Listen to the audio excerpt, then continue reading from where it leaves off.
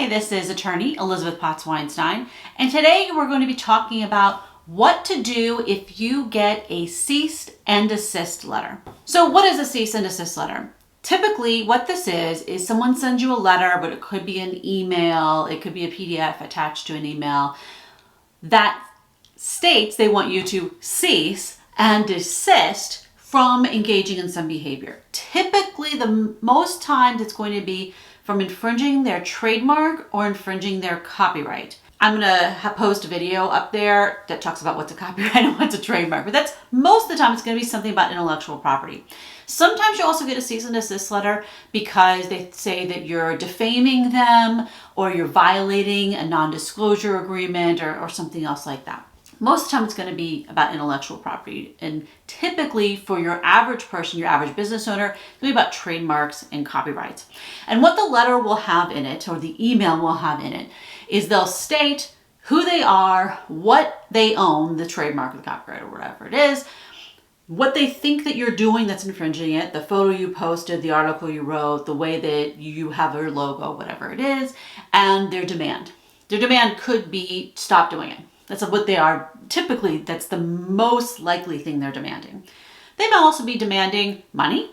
They may be demanding that you give them the domain that you bought. So they could have other specific behaviors that they want. They typically will also have a date that they want you to reply to them, or they demand that you stop doing it, or they're going to take, legal action or something like that against you. So what do you do?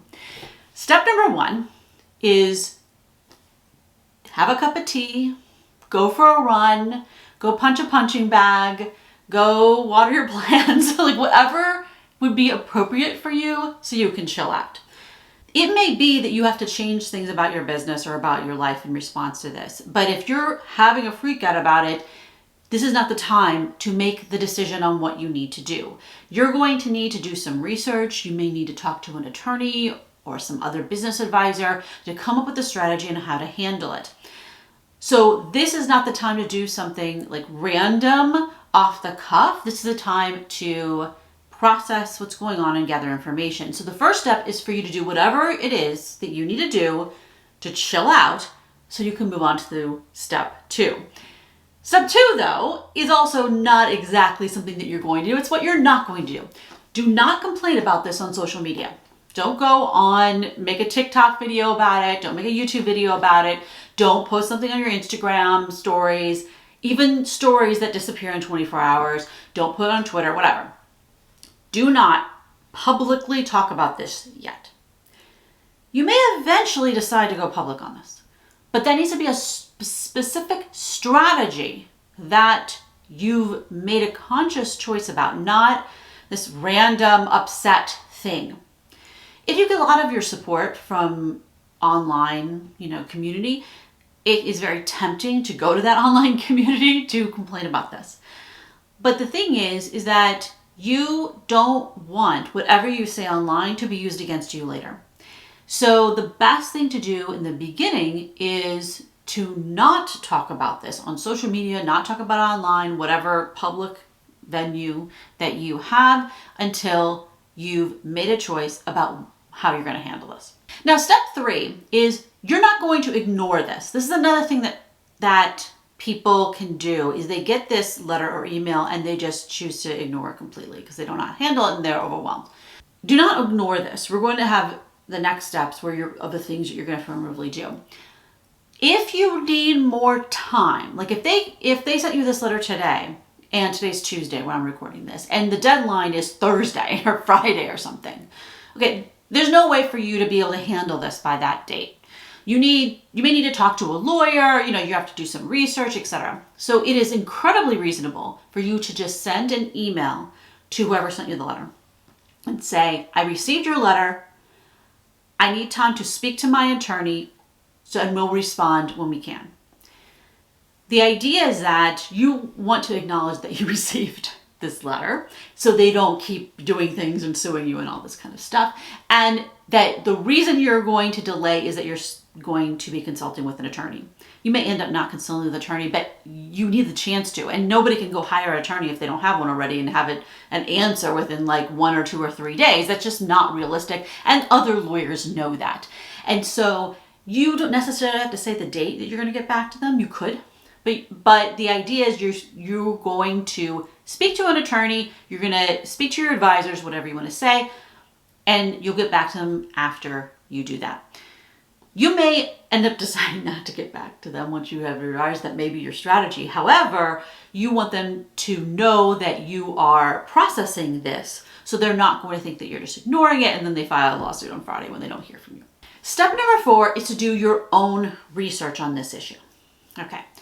Now, I'm not saying this is probably where you want to stop, but it makes sense to just start with your own little research project on this letter they sent you. So when they sent you this letter, it's going to state what they think their intellectual property is. Let's say they have a trademark. Okay. Do they actually have a trademark? Sometimes people send letters and they don't have a trademark. They haven't registered a trademark. Or they registered a trademark in Canada, but not in the United States. And you're in the United States and all your sales in the United States. So who cares about this Canadian trademark? What is their trademark on? Like, is it actually what they say it is? What goods and services does it cover? What class is it in? You want to get the details of that. And you can go on the trademark office's website and look up any trademark and search for it and find that trademark. Similar with copyright, you want to figure out, do they have copyrighted rights on this work that they're claiming? And have they registered the copyright? You still have copyright rights on any work that you've created that is a creative work that's memorialized in a tangible format, even if you don't register it with the Copyright Office. However, you can't sue someone to register with the Copyright Office. So that may be a thing that you want to look into is, did they actually register it? For both of these, with the trademarks and copyrights, do they actually register it? You're not just looking at, do they actually own what they say they own, even though that's obviously important. You want to look at, how important are IP rights to them? How much of their act do they have together? Do they, if you look them up on the trademark database, do they own like 20 different trademarks on the same thing in all these different areas? They're kind of hardcore about trademarks versus they applied for just one. What you can kind of tell on there, what kind of budget do they have? You know, how big are they? And this goes into the next thing you want to research is, you want to research who sent you that letter from the perspective of who owns the trademark, copyright, or whatever it is. Small company, big company, individual owner who sent it to you. Did the person who sent it to you, is it the owner of the company, or did they hire an outside lawyer? Go on the website of that law firm. Is it a tiny little law firm that has 1, 2, 3, 4 attorneys? Or is this a law firm that has like 1,000 attorneys all over the world? That's going to give you an inkling of the kind of budget the other side has. How serious are they about this? You may also just want to Google that business. You may want to Google their trademark. Are they going around suing all kinds of people? Are the people talking about this on social media? You also want to look at the letter itself. So sometimes cease and desist letters are just an email from the owner. And they don't have any legal stuff in there. It's just, hey, I own this trademark and you're infringing it. Sometimes they're actually very nice. That's going to be very different than if they hire some big giant law firm and they send you a 15-page long letter that has all kinds of legalese. That's going to show you the kind of budget they have. That's going to show you kind of person you're dealing with. Because there are times where you may get a cease and desist letter and you're totally doing it. You're the wrong and you need to stop doing it. But most of the rest of the time, this is just the beginning of a negotiation. And you want to size up the other side. You want to size up how much money they have, how big of a company they are. You want to size up the kind of person the decision maker is. Are they the kind of person who is very litigious, very competitive? Are they the kind of person who's a collaborative person where you can definitely negotiate something that's amenable to both sides? That's the kind of things that I do when I'm researching this for clients, is try to figure out who are we actually dealing with so we can know how to approach the negotiation in that situation. And now we get to step 5, which is talking to your business advisors, your attorney, going and hiring an attorney and getting some advice. You're going to be getting both, hopefully you can get both legal advice. So Do they actually have a good argument? Do they have a slam dunk argument and you are the one that needs to back down? Do they have zero argument and you can just ignore this completely because what they think they have a trademark on is clearly genericized? And I have had that happen before where I'm just like, okay, sue us because we will 100% win. The idea is you want to know what the legal argument is, but you also want to look at it from a business perspective, talking to your business advisors and thinking about it on your own. What kind of a budget do you have? How long have you been using this thing? If you just started your business yesterday and you don't have any clients or customers yet, you just put up your website. Yes, you've invested a bunch of money in developing a website and branding and things, but you don't have a lot of goodwill built up yet. You could pivot and change to a new name. Versus you've been in business for 5 years, you have a huge amount of goodwill built up, there's traffic going to your website, that you may have the budget and it may make sense strategically to fight this versus the someone who just started their business yesterday. Does it make sense for you to fight this in the industry that you're in? Looking around at the rest of your industry, how will this impact your reputation? How will it impact their reputation? So it's always important with any legal decision to look at it both from a legal perspective and a business perspective. I also want to make sure you look at it from a personal perspective too. How up are you for this fight? What else is going on in your life? Sometimes when faced with legal issues, the lawyer will be like, yeah, you have a great argument. This is a slam dunk thing. You could totally win. But you know what?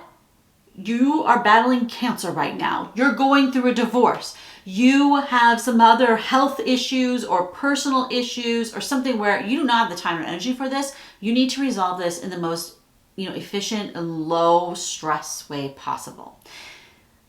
That's different than if you have the capacity to handle this. And you need to be real about this from a personal perspective so you can make a good legal and business decision. Now, step number 6 is going to be taking the action. So what kind of actions could you possibly take? Number 1 is you could just ignore it. I wouldn't ignore it as the first step. I would ignore that once I've analyzed everything, but sometimes it makes sense to just ignore it. If the other side has a zero argument, okay, what they're arguing, the thing that they say they have a trademark on, for example, is clearly genericized. There's other people who are much bigger than you and have a much bigger budget than you who are also using it. I don't know if they're trying to go after all of them, but there's no possible way they're going to be able to win. It may make sense to just be like, yeah, I'm not even going to reply to this. Sometimes you actually tell them, we're not going to do what you say, and sometimes you just don't say anything at all. Second is you reply yourself directly. This can work really well if you're going to be opening up negotiations directly with the other business owner. So the business owner sent you the email about it, and you're going to be opening up negotiations directly with the other business owner, and you go back and forth in kind of a more casual way. You do want to make sure to understand that anything you say to the other side could be used against you in a court of law and all that, but that can be a great way to work out a resolution that is advantageous to both sides. Also, sometimes maybe you infringe someone's copyright, for example, and you didn't even realize it. I've had a client one time where they hired outside contractors to create blog posts, and that outside contractor created the blog posts and put in photos, and they were plagiarizing stuff and stealing photos off the internet. The business owner got a cease and desist letter, and when they investigated, they realized it was copyright infringement. They were in the wrong, and they were able to go to that individual, other business owner, and say, we're totally taking this down. We had hired a contractor. Obviously, we weren't supervising that contractor enough. We now have learned our lesson, and we won't do it again. We're very sorry. If you're negotiating with just the other owner and they're very cordial, that may be something that you can definitely do. Sometimes, though, they're not cordial and they actually want the damages from it. How you calculate damages in a trademark versus a copyright, that's a bit beyond the scope of this particular video. But in many cases, if someone actually has registered the copyright within 3 months of when they created the thing, that's creative work, then they can get something called statutory damages, which they don't have to prove the damages, it's just like calculated. And it could be hundreds of thousands of dollars, which really sucks if it's just some picture on your blog, right? So that's something to be aware of, but you can still usually negotiate that financial settlement. The next option is to have an attorney reply for you. So an attorney would write a letter. Usually the attorney is going to be writing a letter. Sometimes it may be still a fairly informal letter, and sometimes it may be a 10-page long thing that has all kind of legalese. It really descends on the other side. Was the other side another attorney, and kind of an old school attorney where you need to do some things that are very complicated? Or is the other side just the business owner or an attorney that you may know and you know that they're very reasonable and you can reply in a different way? But the idea is you're hiring an attorney to do it. This works well if the other side is a law firm. The other side hired a lawyer. This works well if you cannot handle this, dealing with this, and you need a lawyer to handle it for you. And this also works well and is one of the best decisions if you're trying to make a sophisticated legal argument. So maybe you're trying to allege fair use. You're doing something that isn't a slam dunk argument, but you think you can win. It's something much more nuanced and complicated. You may need an attorney to handle that negotiation for you. Another option is to actually file a lawsuit or do some kind of legal action before you even reply or in conjunction with replying. So you can file your own lawsuit against them to declare that you didn't infringe. Kind of this weird backwards lawsuit.